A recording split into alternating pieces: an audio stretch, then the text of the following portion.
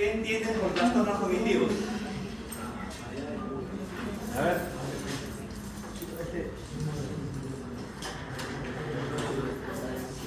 Alteración de la conciencia, de la orientación.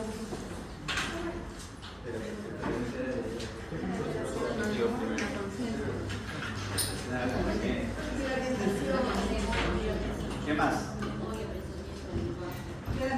Memoria. Aprendizaje. Aprendizaje. ¿En la memoria de retrógrada? No. A ver, ¿qué más? Aprendizaje. ¿Qué otra cosa más está alterado? Pensamiento crítico, cognición.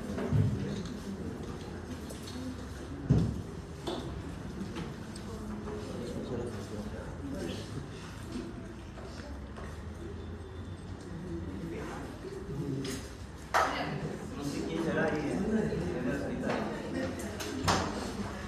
Cuando hay deterioro, ¿no? Intelectual. A ver, los trastornos cognitivos se caracterizan por déficits clínicos de varios dominios cognitivos, son adquiridos, no parte del neurodesarrollo y representan una disminución de un nivel óptimo alcanzado previamente. Los déficits cognitivos pueden estar presentes en muchos de los trastornos mentales, pero solo aquellos cuya característica principal es el déficit de dominios cognitivos adquiridos están incluidos en este grupo. Son los únicos en los cuales la patología subyacente y a menudo también la etiología podría determinar con gran precisión cerebral o extracerebral. Entonces, ¿en quiénes se darán estos déficits cognitivos? Tenemos como base este comentario o esta definición. Algo mayores. Adultos. Algo mayores, sí. Porque estamos, desde ya estamos diciendo que no es de nacimiento. Cuando son alteraciones funcionales, ¿no? El sistema nervioso, demencias.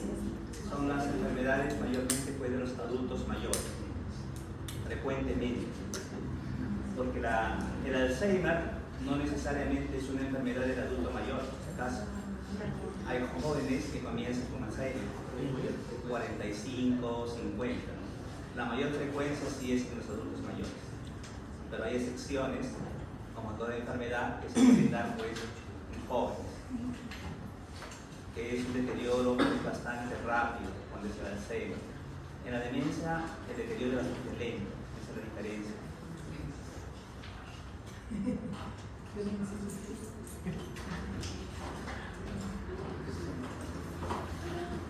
como vemos, pues, algunos tipos de enfermedades se van a dar en ciertas edades. Van a estar basadas o van a ser propias de ciertas edades, otras no.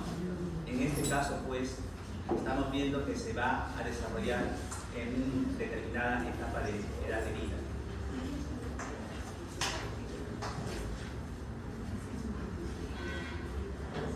Acá tenemos en este gráfico los dominios cognitivos, las funciones relativas al procesamiento de la información con el objetivo de alcanzar conocimiento. Tenemos pues la atención compleja, el aprendizaje de la memoria, la habilidad perceptual motriz, el lenguaje, la cognición social, las funciones cognitivas, lo que mencionábamos hace un momento. Eso es lo normal que nosotros pues, podemos ver en los aprendizajes durante todas las etapas de la vida. Entonces, si hablamos de la atención compleja, vemos la capacidad para concentrarse en tareas. Implica velocidad de procesamiento y capacidad para prestar atención en varias cosas a la vez. El aprendizaje y memoria es la capacidad pues, para almacenar y recuperación y utilización de la información. Es lo que se utiliza por los estudios, ¿no? En todos diferentes campos. En todas las carreras se puede utilizar pues, la capacidad de memoria. La habilidad perceptual motriz es la capacidad para asimilar la información sensorial y utilizar para cumplir tareas. El lenguaje, la capacidad de comprender y expresarse para comunicarse adecuadamente. La cognición social, la capacidad que permite reconocer las emociones y responder con propiedades, ellas en un contexto social. Y las funciones ejecutivas, ¿no? Es la capacidad para organizar ideas y comportamiento para lograr una meta. Incluye planificación, retroalimentación y toma de decisiones. Como vemos, pues todas estas habilidades o todas estas capacidades se están dando dentro de la normalidad. Entonces, cuando hablemos pues de lo que es el trastorno cognitivo, alguna de ellas se va a alterar. O, de repente, todas. En algunas enfermedades, en algunos trastornos, terminan pues como nosotros nacemos, en blanco. Nacemos en blanco para tener aprendizajes. Y ciertas enfermedades terminan en blanco, no para aprender. ¿Qué habrá pasado? Se olvidaron de todo. Ahí llegan los momentos pues, en que ni siquiera reconocen lo que es, que no se reconocen en el espejo. Es decir, en el espejo. Se pueden ver, pero no saben quién es. No reconocen a esa persona. Es cuando totalmente pues, han perdido ya la capacidad de terminar en blanco. Ya después todos los deterioros que se van dando, pues, ¿no? Los deterioros orgánicos también que no controlan los esfínteres, que están ahí, ¿no? Deteriorados, que no saben si han comido o no han comido, que comienzan a alterar las alteraciones mentales. Todo eso se va sumando y vamos teniendo pues, a una persona, a un paciente que va a vivir alteradamente. Lo lamentable de todo esto es que no solamente pues, afecta a la persona o al paciente, sino se afecta también pues, el cuidador y la familia. Hablemos del delirio. ¿Quién tiene por delirio en primer lugar? A ver, delirio. ¿Qué será delirio? Una alteración de la conciencia. Estado confusional. En el que El paciente está confuso. Está confuso. Un estado por ahí alterado, ya más.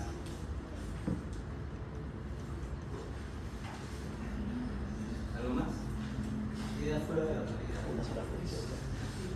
Ideas fuera de la realidad. Pero no hay pérdida de la conciencia. No hay pérdida. Sí, como un cierre confusional, ¿no?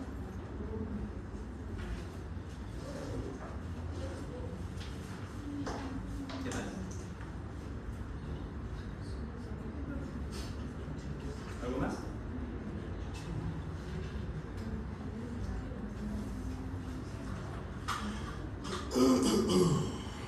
El delirio o síndrome confusional agudo representa pues una complicación de otra enfermedad subyacente.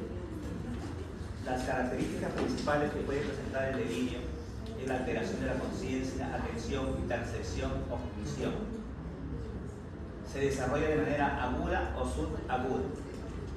La alteración suele ser fluctuante en el transcurso del día. Son frecuentes, en particular en el medio hospitalario. Mayormente pues, son pacientes que están hospitalizados, no son pacientes que estén deambulando por ahí, a consecuencia de múltiples factores. Casi la mayoría pues, puede presentar durante una post-operación o a consecuencia de una enfermedad de fondo. Entonces se presentan todos esos cuadros, pero estos cuadros ¿dónde se dan? Mayormente en los hospitales, porque no puede haber pues, una persona deambulando por ahí con esta sintomatología, que es muy diferente a un esquizofrénico, si acaso.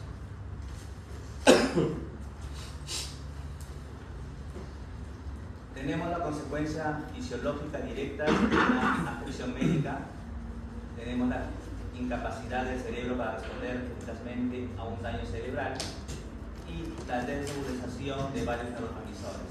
En el primero, la intoxicación o abstinencia de una sustancia, exposición a una toxina o múltiples etiologías.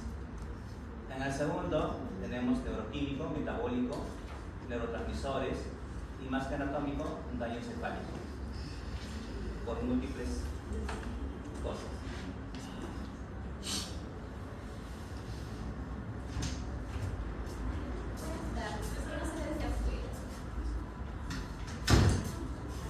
Y el tercero, pues tenemos los monoaminérgicos, los glutaminérgicos, los gabapenérgicos y las endorfinas. Todas estas desregulaciones o alteraciones producen pues que las personas entren en delito y van a tener pues conductas inadecuadas.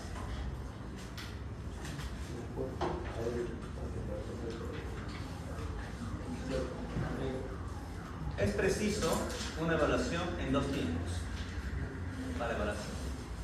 Evaluación neuropsicológica, establecer déficits cognitivos, y una evaluación y diagnóstico de causas que hacen anamnesis, examen clínico y exámenes auxiliares. Distinguir entre posibilidades diagnósticas, el problema más común es determinar si el paciente tiene demencia, delirio o ambos. Debe entrevistarse a los informantes porque es poco probable que el paciente pueda dar información. Claro está, ¿no? En este caso, ningún paciente en delirio te va a dar información. Va a estar alterado. O alguien me dice que un paciente con delirio se le puede dar información. ¿Sí?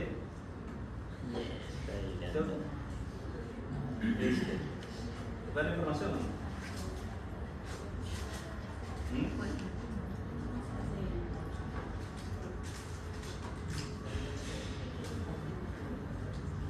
A ver, ¿le dará información a un paciente o no le dará información a un paciente? De que da información, da información. De que es correcta, no es correcta.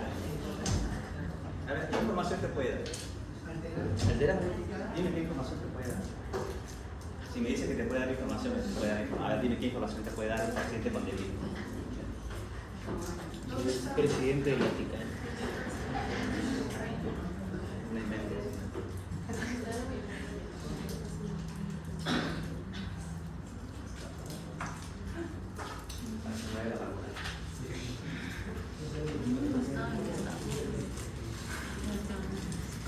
Vale, no puede dar información, doctor. ¿Cómo un paciente agitado, un paciente que está depresivo, le va a dar información?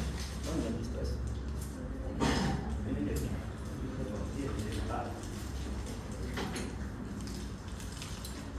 A ver, criterios diagnósticos. Una alteración de la atención, capacidad reducida para dirigir, centrar, mantener o adquirir la atención, y la conciencia, orientación reducida al entorno. B. La alteración aparece en poco tiempo, habitualmente unas horas o pocos días. Constituye un cambio respecto a la atención y conciencias iniciales y su gravedad. Tiende a fluctuar a lo largo del día. C. Una alteración cognitiva adicional, por ejemplo, déficit de memoria, de orientación, de lenguaje, de la capacidad bioespacial o de la percepción. La E. En la anamnesis, la exploración física o los análisis clínicos se obtienen datos indicando que la alteración es una consecuencia fisiológica directa. Está como malito todavía para que se acuerden, ¿eh? De otra afección médica, una intoxicación o una abstinencia por una sustancia, debido a un consumo de drogas o a un medicamento. Una exposición a una toxina se debe a múltiples etiologías. Esto no quiere decir pues que puede ser producido por múltiples causas, ¿no? Por decir, ustedes pueden ingerir un fármaco y eso puede hacer que ustedes entren en un trastorno del delirio. Un niño que está, digamos, en un ambiente, ¿no? Vamos a irnos a otra etapa porque también es un niño que comienza a llegar cuando está con una fiebre de 40, 45 y entra en agitación psicomotriz. Ahora, los dos extremos de la vida tienen los mismos comportamientos. Imagínense pues a un adulto mayor que se ha tomado una botella de whisky y ha consumido drogas. El efecto les va a pasar, pero entre todo ese periodo, ¿cómo será su comportamiento, su idea? ¿Cómo se imaginan ustedes, aparte de la embriaguez que tienen? Tranquilo, quitado. Es lo que le llaman pues también famosos diablos azules.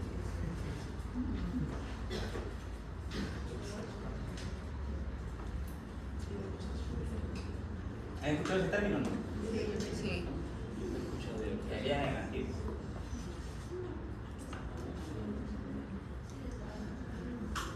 El objetivo esencial es controlar la causa primaria y el manejo sintomático. Se requiere manejo conjunto entre psiquiatras y otros médicos generales y especialistas. La intervención se debe brindar mientras se identifique la etiología del delito. Las intervenciones no farmacológicas: proporcionar apoyo sensorial, ambiental y físico, presencia de un familiar o cuidador habitual del paciente. El entorno no debe tener deprivación o sobrecarga sensorial. Mantener adecuada hidratación y estado nutricional. Prevenir lesiones de la piel y las úlceras por decúbito.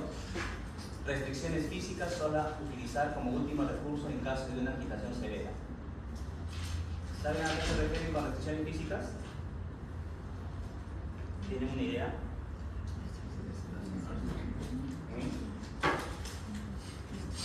Sujeción mecánica. Ahora, sujetarlos, amarrarlos, ¿no? No tanto para que hagan daño, sino para que no se hagan daño.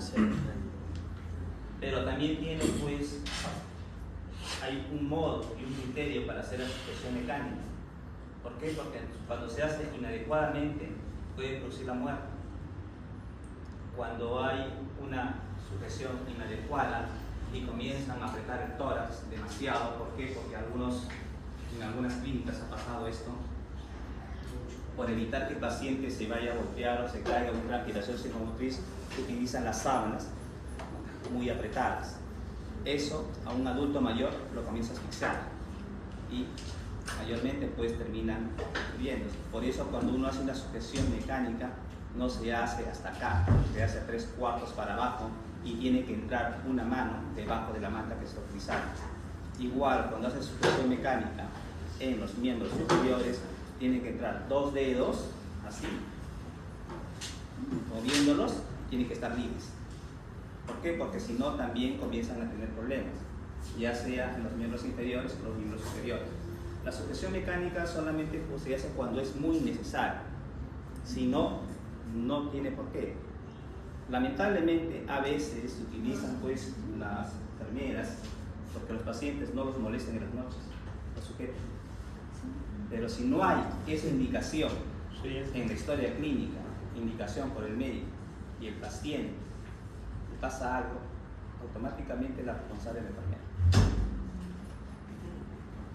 Y cuando el médico deja las indicaciones, en este caso, tiene que ser bien específico. ¿Cuál de los miembros está dejando, ¿no?, la indicación? ¿O es una sujeción abdominal, solo abdominal?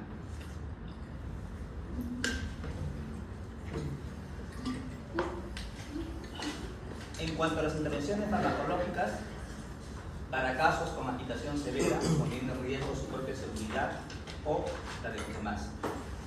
Tratamientos de primera línea, tenemos los antipsicóticos de primera generación. En este caso puede ser el aloperidol. Tenemos de segunda línea los antipsicóticos de segunda generación, la quetiapina o la olanzapina. Evitar el uso de benzodiazepina solo en caso de abstinencia alcohólica. Y los inhibidores de la colinesterosa no están indicados. Ahora hay mucho más antipsicóticos, bueno, ya no solamente la quetiapina o la olanzapina. La quetiapina pues es en vía oral. Hay medicación ahora parenteral que se utiliza, y eso es más rápido. El aloperidol, bueno, lo que más utilizan pues el aloperidol son mayormente los de UCI, para los pacientes que están mayormente pues agitados, después que están mayormente operados, que entran en un trance de agitación. Pero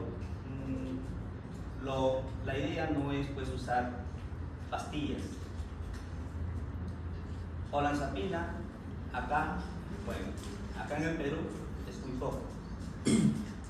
Acá se pone esto, ¿por qué? Porque en olanzapina sí existen ampollas en otros países. Acá sí hay, sino que es muy caro. Quetiapina en ampollas sí no hay, es vía oral. Aloperidol pues es lo más común, ¿no?, que se utiliza. Antes se usaba inclusive pues, no, lo que es el coctelito, la clorpromacina, la clorpromacina mayormente.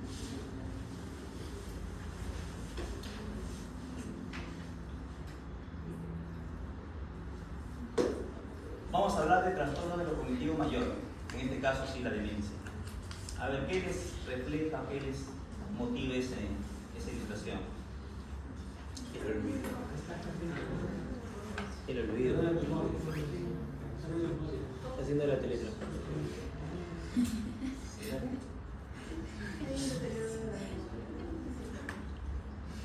¿Qué más? Los recuerdos, todos se van. ¿Escuchado esa canción de Vértiz? Cuando canta ella, Lo olvidé. No olvidé. Lo olvidé, lo olvidé. sí, van a estar en el sangre. Pues es bastante representativa, ¿no? Significa mucho. Como todos nuestros saberes, nuestros aprenderes se van. Como si se los llevaran. Y no hay cómo retenerlos. Lamentablemente, pues la demencia y el Alzheimer son enfermedades incurables. Hasta ahora se trata de buscar pues, una cura, un tratamiento. Lo único que se encuentra es en que no avance más rápido lo debido. Eso es lo único que se busca o lo que se ha hecho hasta el momento. Pero que hay una cura, no. Todavía no hay. No hay. En algún momento puede haber. Pero por el momento no hay. Es retrasar. Lo que se busca con los fármacos que utilizan, ¿no? Es retrasar el avance. Que sea más lento. Que no sea tan drástico.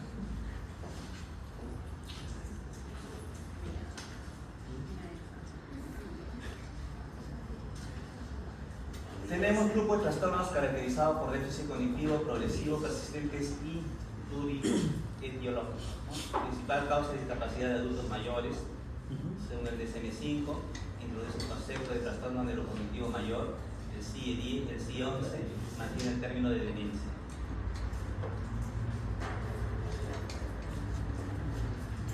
Son los dos diagnósticos que se utiliza ahorita. ¿No? El DSM-5 actualmente utiliza el trastorno neurocognitivo mayor. El CIE todavía lo mantiene como demencia. Grábense bien. Es lo más fácil.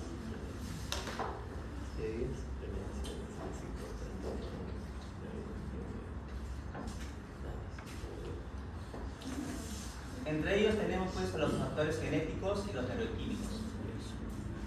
La prestigina 1 y 2, el gen del ApoE4, el gen del APPA y los factores neuroquímicos, la teoría colinérgica, glutaminérgica y la teoría de la cascada amiloidea. ¿No? Por eso es que utilizan pues en los medicamentos los colinérgicos para poder pues potenciar todo lo que se está perdiendo. Pero, como les digo, esto solamente es un, bueno, placer.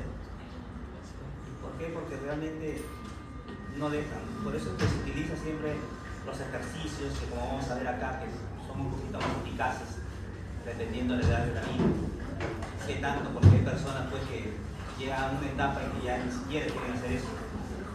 Su deterioro es tan fuerte que ya ni siquiera reconocen un lapicero. Los factores de riesgo, en este caso, es la edad, los antecedentes familiares, hay la predisposición, según teorías, traumatismos craneoencefálicos, los golpes, la privación del sueño, la diabetes, la dislipidemia, la obesidad, la hipertensión, la aterosclerosis periférica y el Down. Todos estos son factores de riesgo. No quiere decir que porque tengan alguno de ellos, la mayoría, ya no van a sufrir de esto. Solamente son factores de riesgo que entre ellos son corregibles, menos pues los plasmatismos y los antecedentes familiares. Hay una cierta prevalencia que dice que sí, pues, si hay familiares que han sufrido de demencia, Alzheimer, hay una posibilidad que puedan tener, que puedan sufrir. Pero es eso, solamente es posibilidad. No quiere decir que al 100% ya lo van a sufrir.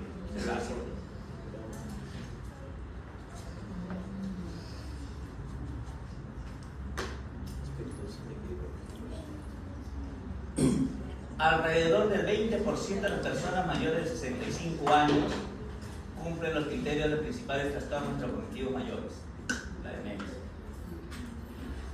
La causa más común, entre el 60 y 70%, la enfermedad de Alzheimer.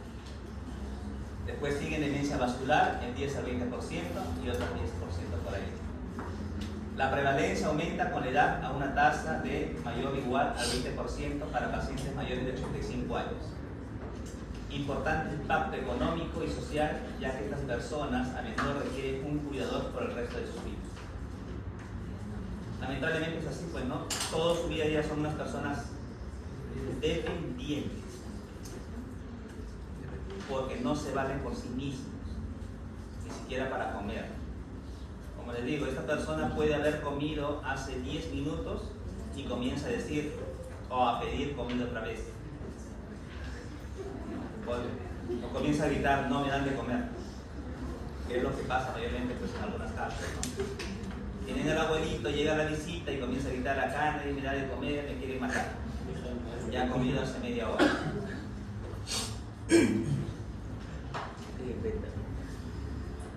Mucho influye en esas personas, pues, si no duermen también, la depravación del sueño.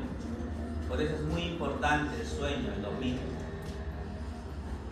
Es bueno, ¿no? Un sueño reparable, de 6 horas como mínimo, y de 8 horas su ideal. Eso es lo recomendable que se debe descansar. Como mínimo 6 horas. Lo ideal, 8 horas. Los flojos, 12 horas. Ya ese no es reparador. Estudiantes de medicina no merecen dormir.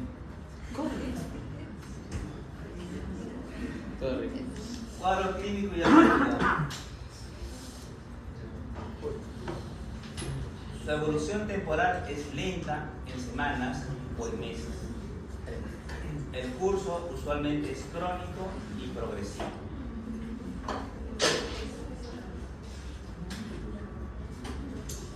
Los síntomas cognitivos que se pueden dar son alteraciones de la memoria, alteraciones del lenguaje, declive en capacidades visoespaciales y motoras, alteración de las funciones ejecutivas. Los síntomas psiquiátricos, antes consideradas complicaciones, ahora se aceptan inseparables de la clínica. Síntomas depresivos, síntomas psicóticos y alteraciones conductuales. Y los síntomas neurológicos aparecen en la fase final: rigidez generalizada, alteraciones en la marcha y ejecución, incontinencia y aparición de reflejos primitivos.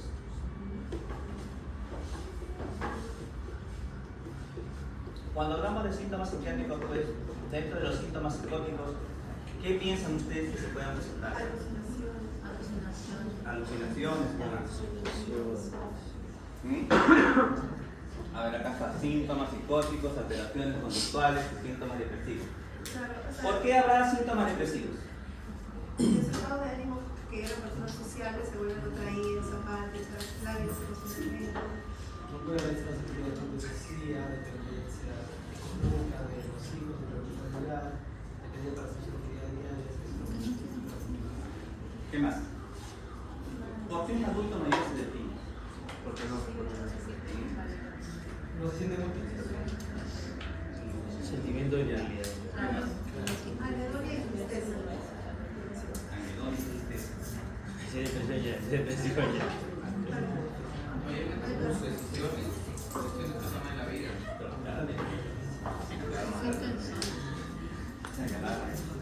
Decisiones. ¿Cómo que decisiones? No sé, que ya cumplió malos caminos o que trabajo no ser la pareja. ¿Pero qué tendría que ver el trabajo con lo que usted es un adulto mayor y una demencia? No, una depresión de un adulto mayor, porque ya recorrió toda su vida. ¿Qué tendría que ver eso que se trabaja en la Satisfecho con lo que han vivido en su vida. Vamos a colaborar con la miércoles. ¿Qué más? A ver, doctores, a ver, piensen. Se sienten solos. Se sienten solos. Cambios en la personalidad. ¿Ustedes tienen abuelitos, por si acaso? ¿No? ¿No tienen? Acá arriba. ¿Acá arriba? ¿O abajo? ¿Quién es que está arriba? ¿Están abajo? Salta. Está bien. Y además nació por el Espíritu Santo. Ustedes han visto cuando tienen un adulto mayor, cuando hay un adulto mayor en casa, ¿no? ¿Les dan de comer? Sí. ¿Los cambian? A veces. ¿Conversan con ellos? Casi nunca. Ah, sí se entiende. ¿Están en un rincón? Casi siempre. Sí. Pregunta, ¿por qué se deprimen? Sienten solo. Por la falta de sociabilización familiar. Ese es el 80% de la depresión que tienen los adultos mayores. Por eso es que se sienten solos, por eso es que comienzan a llorar, a complicarse, a sentir que son una carga para las familias. Son 4 puntos fundamentales. Por eso es que traen depresión, no por otra cosa. ¿Por qué? Porque lastimosamente pues todos tienen su vida, todos tienen sus ocupaciones. Pero esta persona adulto mayor ya no tiene la ocupación que tenía antes, ya no hay esa actividad que tenía antes. Ahora solamente está en sus 4 paredes, puede caminar y si le dejan ir solo y alguien tiene la voluntad de acompañarlo, sale. Pero si no, tú no puedes salir solo, no puedes salir, porque esa es la palabra que utilizan siempre. Tú no puedes salir porque te vas a perder. Tú no puedes salir porque te va a pasar algo. Tú no puedes salir, pero es todo. Tú no puedes, tú no puedes, tú no puedes. ¿Y dónde está el que acompaña?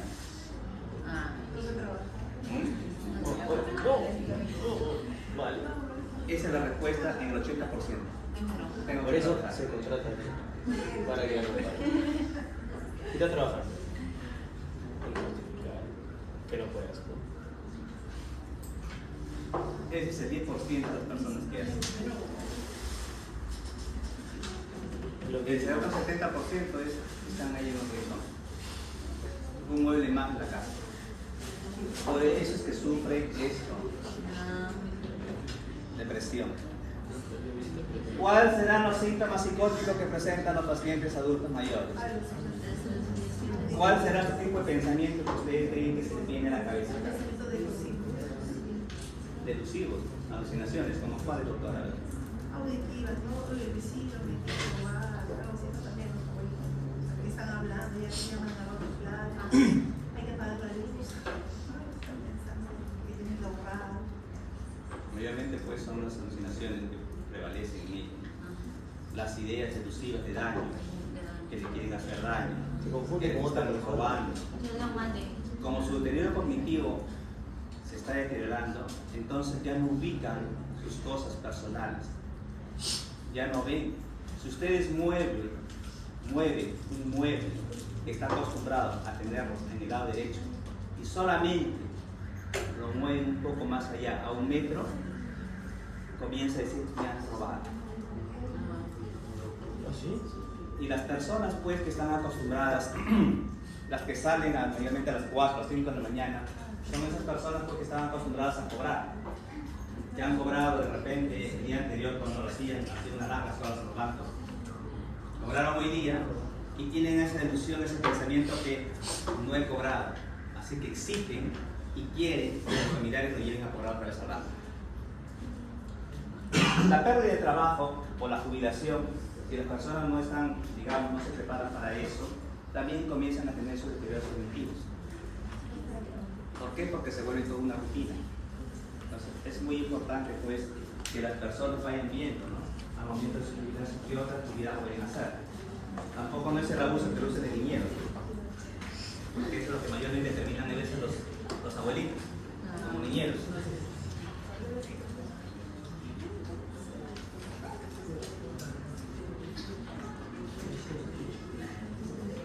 El trastorno neurocognitivo leve, criterio diagnóstico, evidencia de un declive cognitivo moderado comparado con un nivel previo de rendimiento en uno o más dominios cognitivos. Atención compleja, función ejecutiva, aprendizaje y memoria. Lenguaje, habilidad perceptual, motora, cognitiva social. ¿Basada en qué?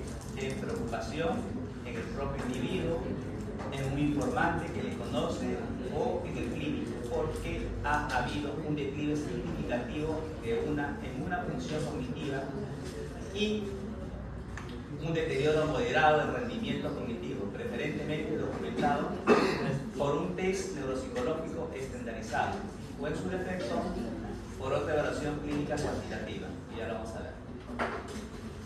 Los déficits cognitivos no interfieren en la capacidad de independencia en las actividades cotidianas. Por ejemplo, conserva las actividades instrumentales complejas de la vida diaria, como pagar facturas o seguir los tratamientos, pero necesita hacer un mayor esfuerzo o recurrir a estrategias de compensación o de adaptación. Esa es la diferencia. Y esta no interfiere. Yo puedo seguir siendo, puedo ir a pagar mis cuentas. El problema es en que a veces puedo ir a pagar mis cuentas y digo, ¿a qué vine?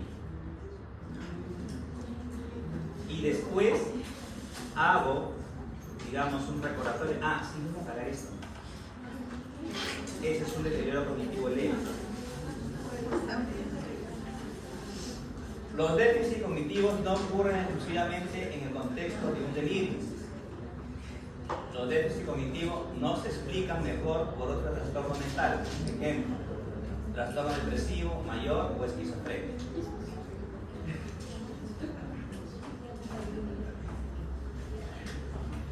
Ahora hablamos de trastorno mayor, cognitivo mayor. Evidencia de un declive cognitivo significativo. Acá ya es significativo, en el anterior no. Comparado con el nivel previo de rendimiento en uno o más dominios cognitivos. Atención compleja, función ejecutiva, aprendizaje y memoria, lenguaje, habilidad perceptual, motora, cognitiva, social. ¿Basada en qué? Preocupación en el propio individuo, en un informante que le conoce o en el clínico, porque ha habido un declive significativo en una función cognitiva y un deterioro sustancial del rendimiento cognitivo, preferentemente documentado por un test neuropsicológico estandarizado o en su defecto por otra evolución clínica cuantitativa. Los déficits cognitivos acá sí interfieren, en el otro no interferían, en este sí interfiere con la autonomía del individuo en las actividades cotidianas. Es decir, por lo menos necesita asistencia con las actividades instrumentales complejas de la vida diaria, como pagar facturas o cumplir los tratamientos. En este caso, él ya no puede ir a pagar las facturas, ya necesita una tercera persona para poder hacer sus actividades diarias.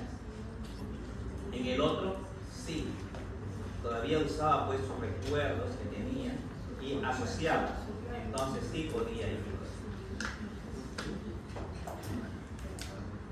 Los déficits cognitivos no ocurren exclusivamente en el contexto de un delirio. Los déficits cognitivos no se explican mejor por otro trastorno mental, por ejemplo, depresivo, mayor o esquizofrenia.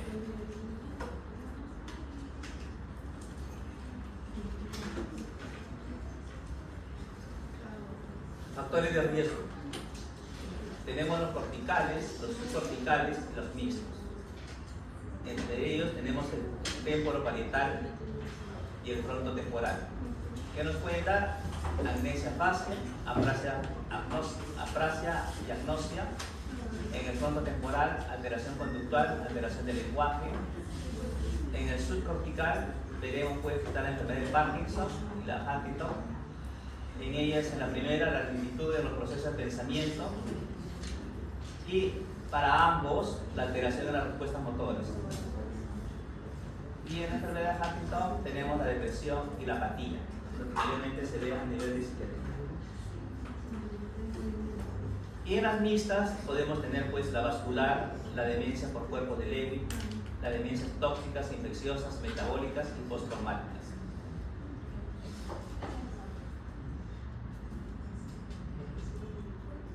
Ahí está el mini mental, como pueden ver. Requiere de 10 o 15 minutos aproximadamente, es algo sencillo, fácil de hacer, lo hacen en consulta médica, no demora mucho tiempo.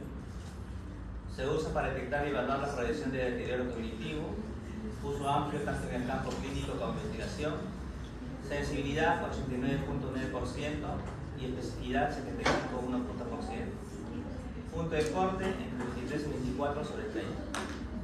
Son preguntas sencillas que se hacen en orientación, memoria inmediata, atención y cálculo, recuerdo diferido, lenguaje y construcción. En el último cuadrito que ustedes ven, en copiar el dibujo, ahí mayormente pues vemos cuando hay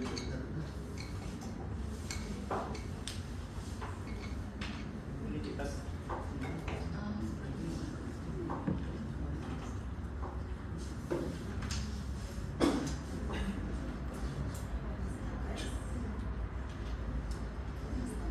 Ahí vemos pues también lo que es la orientación. Preguntamos qué año, estación, fecha, día, mes.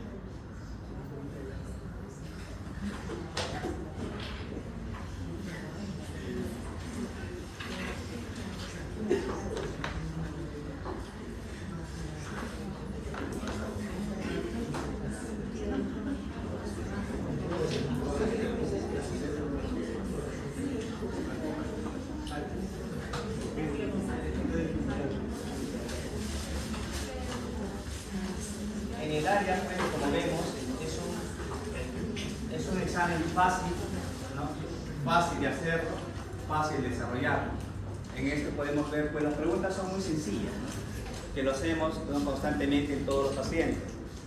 Fecha, mes, año, ¿no? Recordar 3 palabras.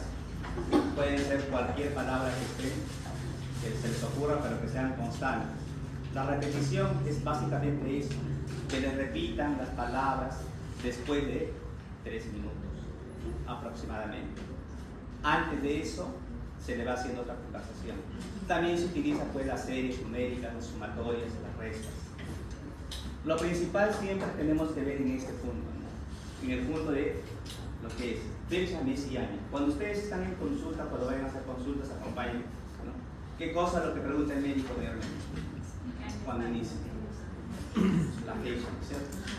Señor, estamos en el ¿dónde está? ¿Qué más? ¿Qué más le pregunta el médico? ¿En qué lugar está? Sobre todo eso lo hacemos en jóvenes o en adultos mayores. Adultos mayores. ¿Por qué? Porque eso es para ver el área cognitiva, si es que tienen deterioro o no tienen deterioro cognitivo. Si en caso, pues vamos marcando. Si vamos utilizando esto, vamos marcando. Pero esto mayormente utilizamos cuando hay una sospecha, cuando estamos viendo que está interfiriendo en su vida cotidiana, ¿no? Cuando viene un paciente ya que, ¿por qué nos prefiere, doctor? ¿Sabe qué? Me estoy olvidando dónde dejo las llaves, me estoy olvidando qué cosa es lo que tengo que hacer, me estoy olvidando, ¿no? Inclusive la otra vez fui a la casa de mi hijo y me recordé la dirección. Ahí está viendo el problema. Ya vemos que tiene un deterioro cognitivo, ¿no? Ya vemos que se está presentando pues, problemas en su memoria. Entonces es ahí. Pero para eso también ellos, ¿qué hacen? Cuando es un deterioro cognitivo leve, utilizan, ¿qué cosa? Ciertos recuerdos para estabilizar y relacionarlos con lo que van a hacer. Y eso indica pues cuando es leve.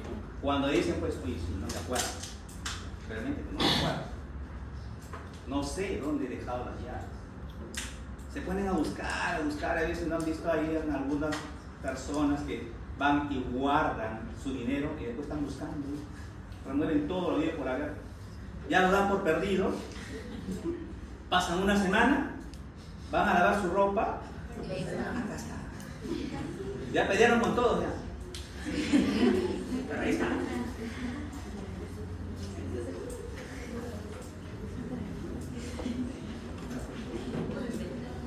Después tenemos otro test, el test de dibujo del reloj. Consiste pues en dibujar un reloj, esferas de números y manecillas que marque las 23 y 10, utilizado para valorar función frontotemporal parietal. Tiene una sensibilidad del 92.8% y una especificidad del 93.5%. Punto de corte es menor o igual a 6. A ver, el test es, se hace un dibujo, se le dice a la persona, se le entrega pues una hojita, se le da el lápiz, le dice, dibújeme un reloj marcando la una, por decir así. Los pacientes normalmente ahí se ve pues todas las áreas. Algunos, bueno, la forma del reloj no necesariamente tiene que ser circular. ¿Por qué? Porque me ha pasado a mí eso. ¿Por qué cuadrado? Porque mi reloj es cuadrado. Ahí no lo voy a discutir. Pero en las manecillas sí. En las manecillas es muy importante. ¿Dónde están apuntando las manecillas? ¿No? Por eso se le dice, ¿no? A ver, marque las manecillas que sean, un ejemplo, la una. Entonces, supuestamente, la mayor, ¿dónde va? La manecilla mayor. 12. Mayor, bueno, Te voy a tomar a tú, te voy a tomar a tú. Un constructor cognitivo, ¿eh? La más grande a las 2 y la pequeña. El horario, el minutero, porque el segundero es el que da, aunque sea toda la vuelta, no para nunca. Cuando hay un deterioro, no ubican eso. Lo ponen en cualquier lugar, menos así. ¿No? Por decir eso el reloj, así y así, a la 1. Lo ponen así, a las 3.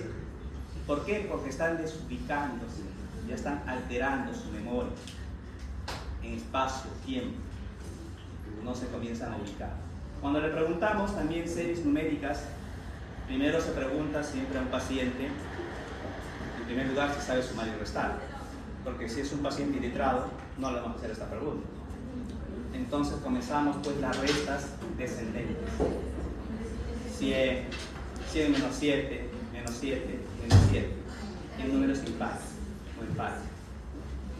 Para ver cuál es el deterioro cognitivo.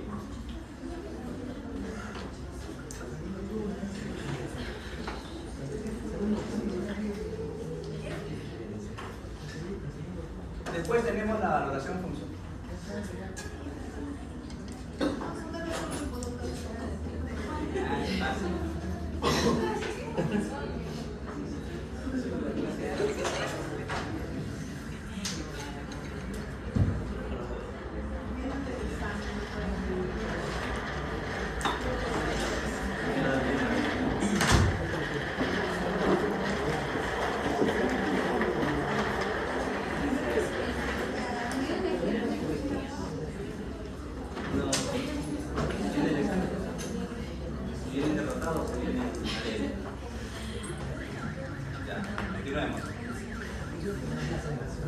En la valoración funcional tenemos el índice de CAS, que evalúa 6 funciones básicas de autonomía para actividades de la vida diaria y el buen nivel de sensibilidad y confiabilidad.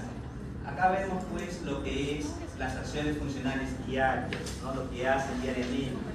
¿Qué hacemos nosotros diariamente? ¿Cómo nos desarrollamos? Bueno, no todos, algunos. ¿No? Algunos los bañan todavía. Lavarse, vestirse, uso de servicio higiénico, movilizarse, continencia y alimentarse. Según las respuestas, uno va marcando si es dependiente o independiente, si lo puede hacer o no lo puede hacer. Va a depender mucho de las respuestas que vayan a dar. Si yo le digo a una persona, señor, ¿usted qué hace cuando se levanta? Ah, bueno, ¿todavía puede bañarse usted solo? No. ¿Y cuál es el motivo que no se bañe usted solo? Algunas respuestas son: ¿para qué me voy a bañar? Si no voy a salir. Bueno, no se le escucha a este joven. Si no va a salir, porque sea no vaya. Pero el problema viene es el que le pregunta al familiar y nos dice: sí, le hemos bañado. Ahí viene el problema. ¿A quién le queda? A dos familiares. Al alimentarse, ¿usted puede comer solo? Sí. ¿Qué cosas se alimenta usted, señor? Ah, bueno, cuando me dan, como.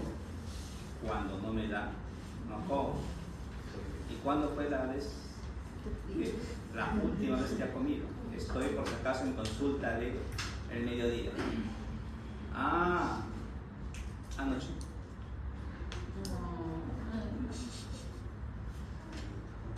Preguntamos a los familiares. familiares. Doctor, acaba de tomar su desayuno. Ya ha comido bastante. ¿Será un deterioro cognitivo leve o moderado? O severo.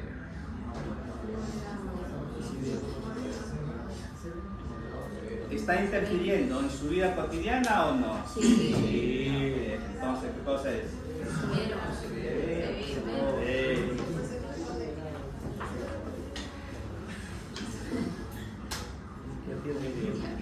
Los exámenes auxiliares que se pueden utilizar, bueno, son los de siempre: los hemogramas, el examen laboratorio, hemograma, velocidad, los marcadores biológicos específicos, las pruebas especializadas.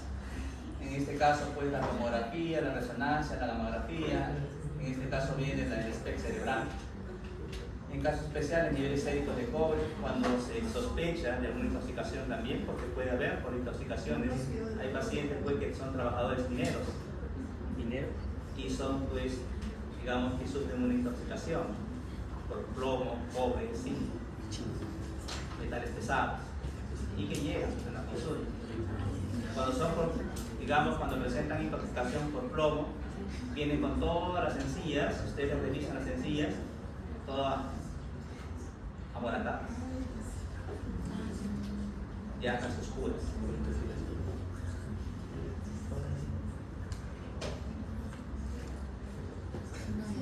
Signos de alarma. A ver, vamos a ver los signos de alarma.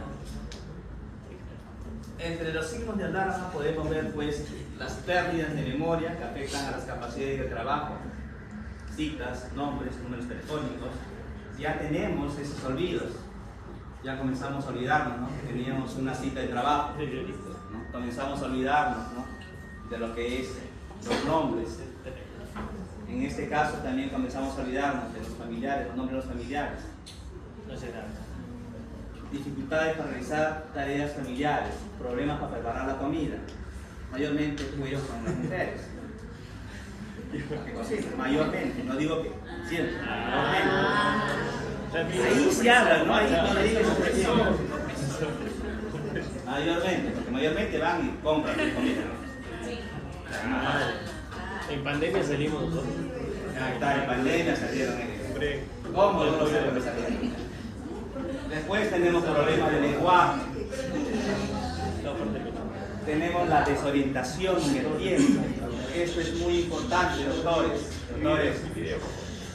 La desorientación en el tiempo nos indica mucho. ¿Por qué? Porque preguntamos en qué lugar estamos. Por decir, estamos en consulta médica, algunos pacientes vienen y se les preguntan: ¿saben en qué lugar estamos? En mi sala. No, acabo de salir de mi casa, creo que esta es la casa del vecino.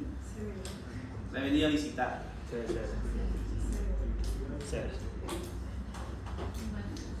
Después tenemos, pues, la pobreza de juicio.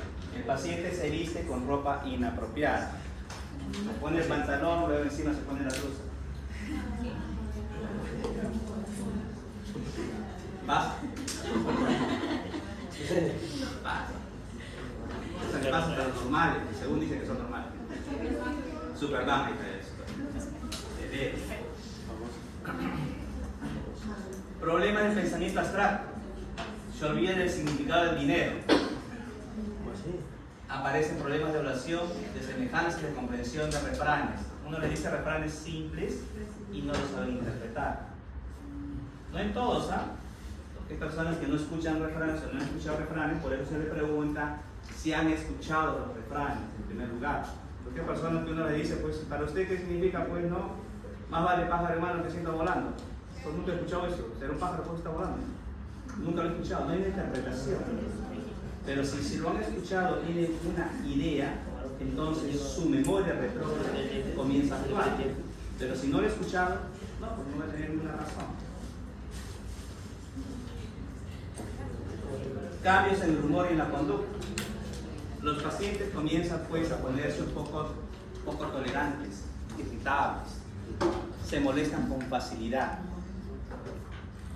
hacia sí mismos y hacia las otras personas. Cuando no hacen las cosas como realmente ellos quieren.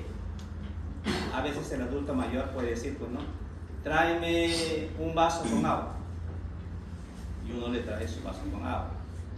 Pero yo te dije que eches un poquito de azúcar. ¿En qué momento? Ahí está el problema. Pero yo te dije que le eches una gotita de limón, porque tú sabes que a mí me gusta así. Y la visita, y era un familiar y es un hijo que casi nunca viene. Y lo ha ido a visitar. Entonces eso es muy importante. Cambios de la personalidad, cambios recientes, suspicacia, temor. ¿Temor a qué? Como les dije hace un momento, ¿no? El temor puede ser en que comiencen a tener delusiones, comiencen a pensar pues que estas personas, aparentemente, digo estas personas, pero ¿por qué? Aparentemente, ¿por qué? Porque son sus familiares. Quieren hacerle daño, quieren robarlos, ¿no? Comienzan a cuidar sus objetos. ¿No han visto a los adultos mayores que tienen ese pequeño problema? Que agarran su dinero y lo amarran mismo, le sacan un pañuelo y lo amarran, lo envuelve. Son 20. ¿Por qué? Porque dice, o sea, ha venido a robarnos, ha venido a llevarse lo que yo tengo. Este es el gran problema. Y la pérdida de iniciativa, el paciente está muy pasivo y necesita estímulos constantes. Esto sería pues lo equivalente a una anedonia. Están sentaditos, no quieren levantarse, no quieren salir, están totalmente pues desorientados, están sentados solamente en su mundo abstracto, en que se imaginan cosas, por eso que también viene la depresión. ¿Por qué? Porque están allá, en una esquina. Básicamente ahí. Nadie, absolutamente nadie, viene y le dice, ¿qué deseas? ¿Qué quieres? Vamos a conversar. Son 15 minutos que se puede invertir para evitar eso. 15. Con 15 minutos es suficiente. Ni siquiera se está viendo una hora. 15 minutos. Entonces, la inversión que se va a dar va a evitar que ese paciente pues entre en una depresión o en una ansiedad.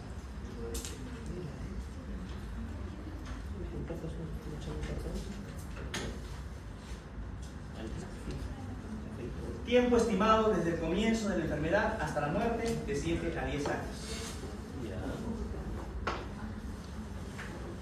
Presenta un inicio lento, sutil y progresivo, difícil de diferenciar del envejecimiento normal.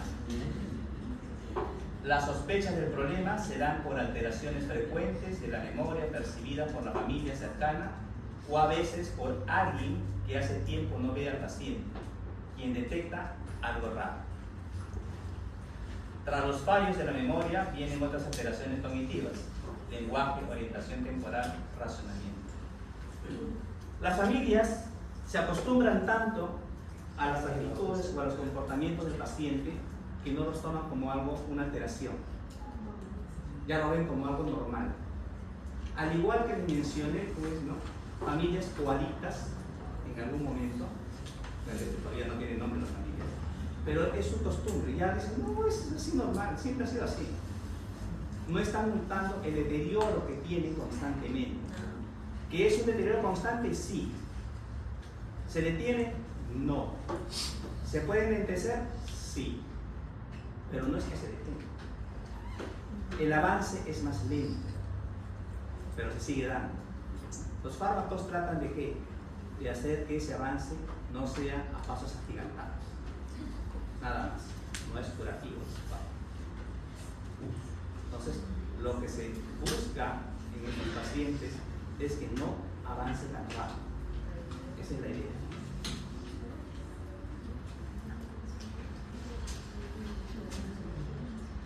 Y el que mayormente pues se da cuenta de esto es aquel que no está ahí constantemente con ellos. Sale de ese círculo vicioso. ¿Por qué? Porque le comienza a decir, y ayer viniste, ya me trajiste lo que te encargué. El otro es una visita. y le está hablando como si lo hubiera visto ayer. Entonces, el visitante dice, ¿qué está pasando? Mira, me está hablando como si yo no vengo hace 10 años, recién lo veo. El visitante dice, pues, no, algo está pasando con mi tío, mi padrino, no lo sé, con mi amigo, con la persona que quiera relacionar. Las familias lo toman, no, es así. Hace tiempo estás. Lo toman como algo normal y natural. Por eso digo, no ven la diferencia, el deterioro que se está dando continuamente. No evalúan eso. En cambio, el que viene de afuera sí lo hace. ¿Por qué? Porque no está relacionado pues en el día a día. Y es el que se da cuenta con mayor frecuencia. Entonces lo hacen como algo normal y natural, ese deterioro cognitivo que van a tener. Y no debe ser.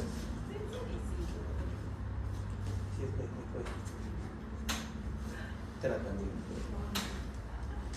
A ver, en cuanto al tratamiento, tenemos el abordaje general, identificar y tratar tempranamente las causas reversibles de los principales trastornos neurocognitivos mayores. Para los casos irreversibles, las técnicas terapéuticas se enfocan en preservar la calidad de vida mediante la prevención y el tratamiento de los síntomas. Hasta la fecha, no existen tratamientos para curar completamente los principales trastornos neurocognitivos mayores, según el término del DSM-5. Este término, les he dicho, es del DSM-5, no es del CIE-10. Entonces, cuando nosotros vemos, pues, para los casos reversibles, hacer ejercicios, ¿y qué tipo de ejercicios son convenientes para ellos? A ver, ¿qué se imagina? ¿Qué tipo de ejercicio nos ayudará a nosotros a mejorar nuestra memoria? Jubiletes. El troque. Crucigrama. El comercio. El crucigrama normalmente activa la memoria retrógrada, Sudoku. la memoria de aprendizaje anterior. Lo que se busca siempre es activar la memoria reciente, porque es lo primero que se pierde. Lo que se está deteriorando es la memoria reciente. En algunas personas, cuando ustedes conversen con un adulto mayor, les va a hablar de fiestas de hace 10 años como si fuera al día de ayer, con detalles. Con detalles. Se acuerda de fulano de tal, de fulano de qué, mira, ahí estaba mi primo, es como si hubieran vivido el día de ayer. Pero pregúntenle, ¿y qué desayunamos? No mandan. No me han dado nada. No desayunó todavía, ya estamos a 8 de la noche. Por eso, lo primero, el deterioro es, entonces, si vamos a mejorar la memoria reciente, tiene que ser ejercicios recientes, que trabajen su memoria reciente, no recuerdos del pasado, sino lo reciente. En este caso, un pupiletras activa la memoria reciente. ¿Por qué? Porque estoy buscando. ¿Dónde está? ¿Dónde está la bendita palabra al revés cruzada? No lo sé. Cosas que hagan en el momento. Pintar es bueno. Las mandalas, magníficas, ¿no? Las mandalas activan nuestra creatividad. Estamos creando colores, eso activa nuestra memoria. ¿Qué más? Lo voy a volver gay.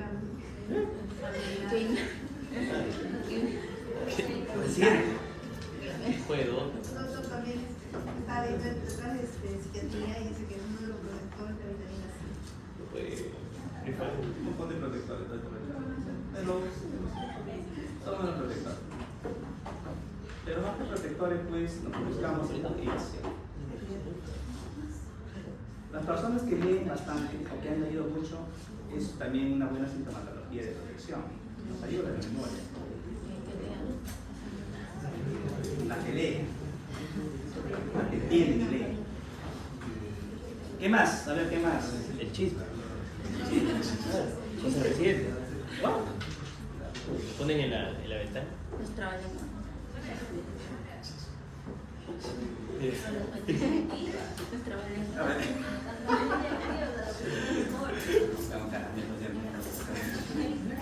A ver, doctor. ¿Las caminatas ayudarán? Claro.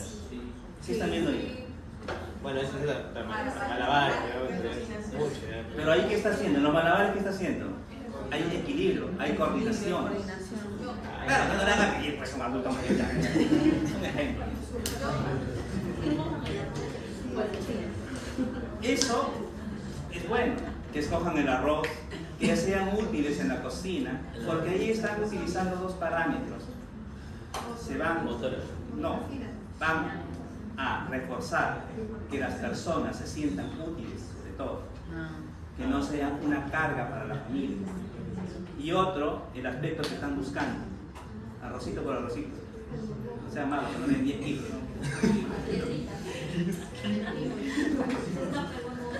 Cambia el gorgopas. Un saco de campeón. El gorgopas se escapa y sigue buscando. La idea, pues, en las caminatas también es bueno. ¿Por qué? Porque activa nuestra circulación. Al activar nuestra circulación, mejora pues, la circulación cerebral. Y no solamente la cerebral, sino a nivel de todo nuestro metabolismo. Ese es el mejor ejercicio más completo que hay.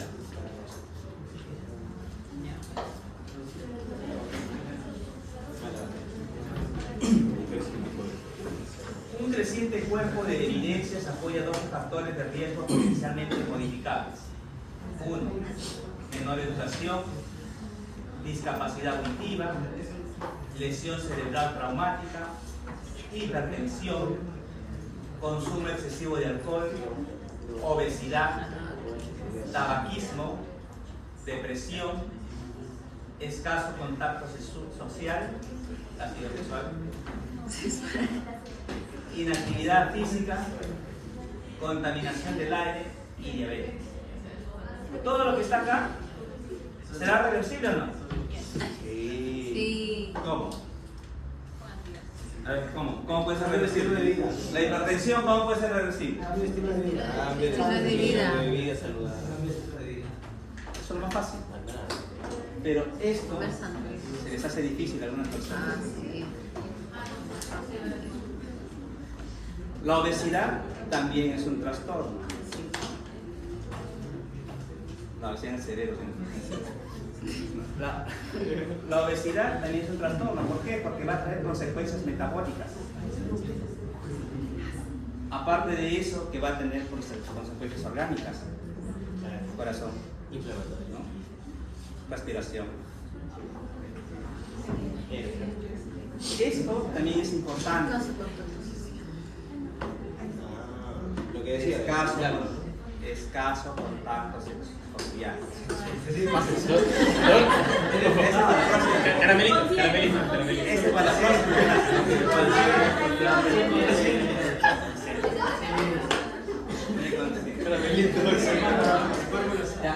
no, pero acá está pues, inactividad física. Si no, está con otro nombre. Contaminación del aire. Esto también es importante, ¿no? ¿Por qué? Porque vivimos en una sociedad pues, que está bastante contaminada, ¿no? Vale decir, si vivimos en un centro, por decir centro de Lima, el smog pues, es al 80%, al 90%. Eso deteriora nuestra área cognitiva. Algunos dicen que no, pero sí. Todo esto también puede ser reversible, siempre y cuando con una sola, ¿no? Cambio de estilo de vida. Eso es muy importante, los cambios de estilo de vida. Pero el cambio de estilo de vida tiene que ser propio, decidido por uno mismo, no como una obligación. Porque si se hace como una obligación, se van a aburrir, se van a cansar y lo van a dejar. En esto. Dice, no voy a comer. ¿Por qué no vas a comer? Ah, porque me han dicho, ni siquiera relaciona, me encuentro subido de peso, me está afectando. No, me han dicho que estoy gordo. Me han dicho que me veo mal con esa ropa.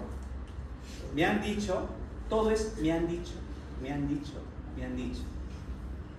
No es lo consciente, lo propio de uno.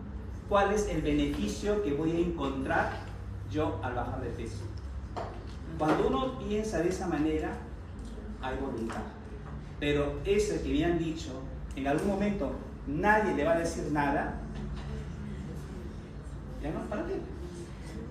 si nadie me critica? ¿Así estoy bien? Sigo comiendo.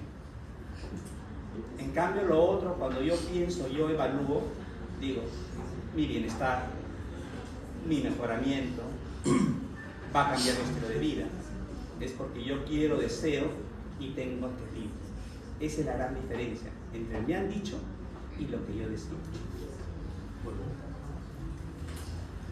¿y esta limitación en cuanto a edad, tiempo, algunas condiciones para poder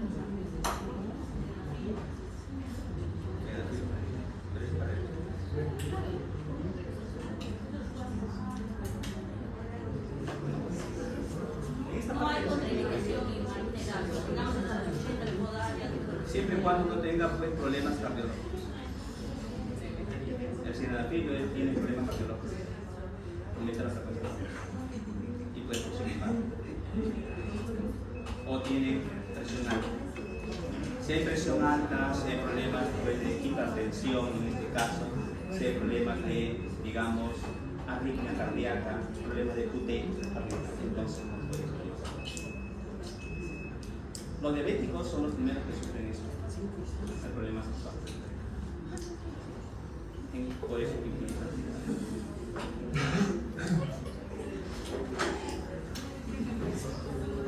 A ver, abordaje psicosocial. Varios de los problemas de comportamiento podrían ser manejados inicialmente usando un enfoque no farmacológico a través de intervenciones individuales y grupales dirigidos a pacientes y familiares. Modificación del entorno, simplificar las tareas, terapia ocupacional, musicoterapia, terapia grupal y soporte al cuidador.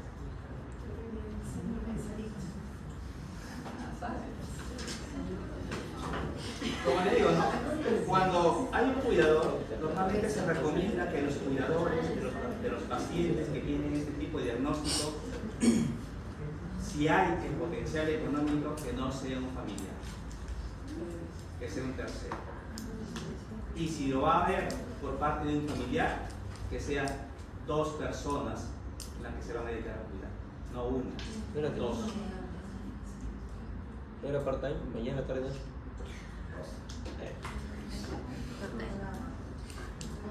Entonces, ¿y por qué? ¿Por qué piensan ustedes que serán dos personas y no una? El descanso, ¿no? Un descanso, El cuidador se puede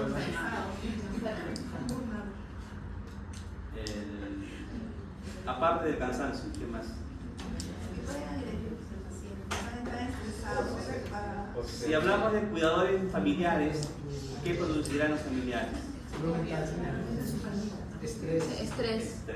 Salud mental, ¿qué más? Síndrome de Feliz. Aparte del estrés, bueno, en general, si hablamos de salud mental, estamos pues, digamos, abarcando todos los síntomas. Va a venir pues la depresión en los familiares.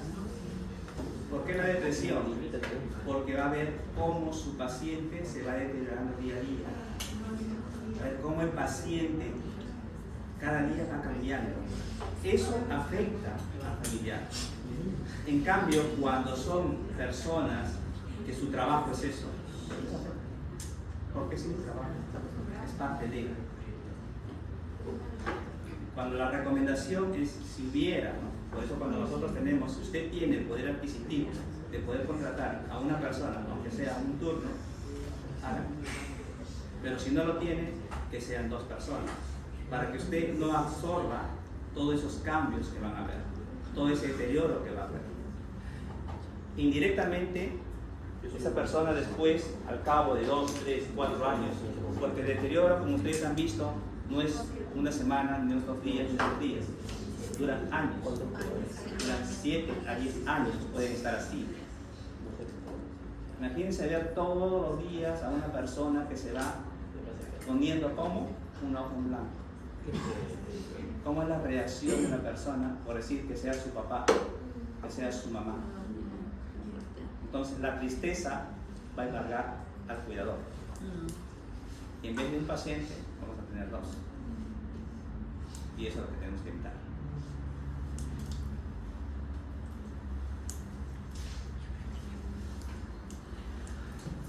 Dentro de los abordajes farmacológicos, los siguientes medicamentos se usan para lograr una mejora temporal. Como le dije hace un momento, es temporal, no es una mejora definitiva. De los síntomas de la demencia, inhibidores de la colinesterosa y la melanina, que viene en presentación en tabletas de 10 miligramos. Otros psicofármacos, los antioxidantes, control del estrés oxidativo neuronal, estudios muy poco concluyentes, antidepresivos, para síntomas afectivos, antipsicóticos, para agitación psicomotriz graves a dosis bajas, dosis para minimizar efectos adversos, y benzodiazepinas, evitarse por el riesgo de efectos adversos, ¿no? Se evita mayormente un adulto mayor, lo que utiliza son los antipsicóticos, pero, a ver, yo le daría un antipsicótico a un paciente que está tranquilo, le daría un antipsicótico a un paciente que duerme bien. ¿En qué caso le daría? Cuando hay alteraciones. ¿Y cuál sería el objetivo de dar un antipsicótico? Controlar. Aparte de controlar, es que no se hagan daño y no hagan daño a otras personas. ¿Por qué? Porque este paciente básicamente pues, va a estar siempre a la defensiva. Algunos se van a sentir atacados y van a reaccionar. No hay que confundir agresividad con defensa, eso siempre lo repito. Una cosa es defenderse y otra cosa es agresivo. Agresivo puede ser cuando yo agarro un objeto y lo tiro sin ningún motivo. Si yo estoy sentado y veo que una persona que no conozco se me acerca y me quiere abrazar o me quiere dar un beso, ¿qué haría? ¿Se defiende o no? Se defiende.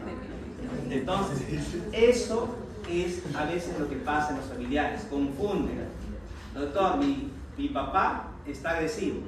Y cuando preguntamos, ¿y en qué momento se puso agresivo? Es que yo me acerqué a la hora de comer y agarró y me empujó contra el plato.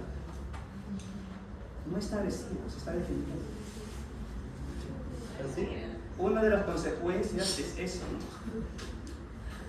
Cuando las personas están pasando por este proceso, se le dice, señor, señora, identifíquese. No, pero es mi papá, identifíquese. Porque va a reconocer al menos su voz. Dígale, papá, me estoy acercando, yo soy tu hija, soy tu hijo, no sé quién soy, pero ahí estoy, te voy a dar de comer. El paciente acepta. Y no hay necesidad de darle pues un antipsicótico porque aparentemente está agresivo. Lamentablemente a veces los familiares pues es más fácil, si no, está agresivo, le decimos una gota, eres un 10. Y está planchado, está todo ahí, todo un mueble más.